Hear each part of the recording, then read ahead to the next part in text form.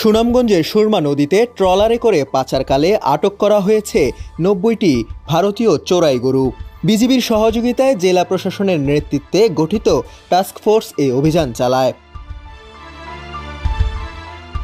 বুধবার সন্ধ্যায় শহরের সাহেববাড়ি ঘাট এলাকায় অভিযান চালিয়ে গরু বোঝাই একটি ট্রলার আটক করা হয়। গরুগুলোর বাজার মূল্য প্রায় ৭০ লাখ টাকা বলে জানিয়েছেন বিজিবির কর্মকর্তারা। আনুমানিক 3:30 থেকে 4টা এই আধা ঘন্টা আমরা টাস্কফোর্স অভিযান পরিচালনা করি। সেখানে সুরমা নদীতে আমাদের বিজিবি সদস্য 10 জন সহকারে ম্যাজিস্ট্রেট ছিল। এই টাস্কফোর্স অভিযানে আমরা গোয়েন্দার তথ্যের ভিত্তিতে পশ্চিম সাহেববাড়ি এলাকাতে আমরা একটি ইঞ্জিন চালিত নৌকা গরু সহ আটক করতে সমর্থ হই। সেখানে 90টি গরু ছিল।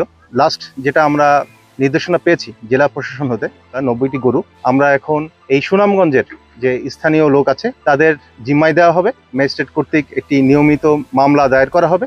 কোর্ট যে নির্দেশনা দেয় সেটার পরিপ্রেক্ষিতে পরবর্তী কার্যক্রম গ্রহণ করা হবে। সামনে ঈদ, তো সেটার পরিপ্রেক্ষিতে স্বভাবগতভাবেই আমাদের কোরবানি ঈদকে উপলক্ষ করে কিন্তু গরু আসার প্রবণতা হার অনেক বেড়ে যাওয়ার পসিবিলিটি বেশি। তো সেক্ষেত্রে আমাদের কিন্তু এই দোয়ারাবাজার সীমান্তে বিওপিগুলি আছে, সেখানে আমরা কিন্তু অলরেডি লোক জনবল বৃদ্ধি করেছি এবং সেখানে আমাদের টহল তৎপরতা অনেক বৃদ্ধি করা হয়েছে। যে গত 3 মাসে আমাদের প্রায় 450 গরু কিন্তু আমরা আমাদের 3টে বিওপি আছে দোয়ারাবাজার সীমান্তে, সেখান থেকে আমরা জব্দ করতে সমর্থ হয়েছি।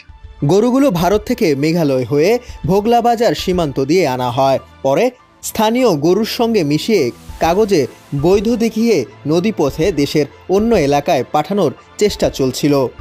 প্রাণী সম্পদ কর্মকর্তা যে সিমটমগুলো বলেছেন এবং তার লিখিত যে 10টা সিমটম বলা হচ্ছে যে সুনামগঞ্জের অধিকাংশ যে গরু বিভিন্ন গৃহপালিত হোক বা আমাদের খামারে হোক, সেখানে এলএসডি যে রোগটা আছে সেটা কারণে গোটা গোটা দেখা যায়। সেটার যে সিমটম সেটা কিন্তু এই 90টা গরুর মধ্যে নাই এবং এদের পা ছোট এবং শিংয়ের এবং চেহারার এবং যে চিহ্নের কথা আপনারা বললেন সেটার প্রেক্ষিতে বোঝা যাচ্ছে এটি বাংলাদেশি গরু না হওয়ার পসিবিলিটি বেশি। তারপরও কিছু কিছু গরু আছে আবার দেখা যাচ্ছে যে বাংলাদেশি গরুর মতো চিহ্ন এবং আকার ধরন সেগুলো মিক্সচার হিসেবেও আছে বলে মনে হচ্ছে, যেটি কিনা প্রাণী সম্পদ কর্মকর্তা বলছেন। ম্যাক্সিমাম গরু এটা মেঘালয়ের যে গরুর যে চিহ্ন বা তার যে বৈশিষ্ট্য সেটার বৈশিষ্ট্য এখানে বিদ্যমান। এই নৌকাটা যখন আমরা ধরেছি শুধুমাত্র 2 জন মাঝি ছিল, তারা আমাদের কাছে আছে। 70 লক্ষ টাকার কাছাকাছি হবে এই 90টি গরু। আটক গরুগুলো আপাতত স্থানীয়র জিম্মায় রাখা হয়েছে।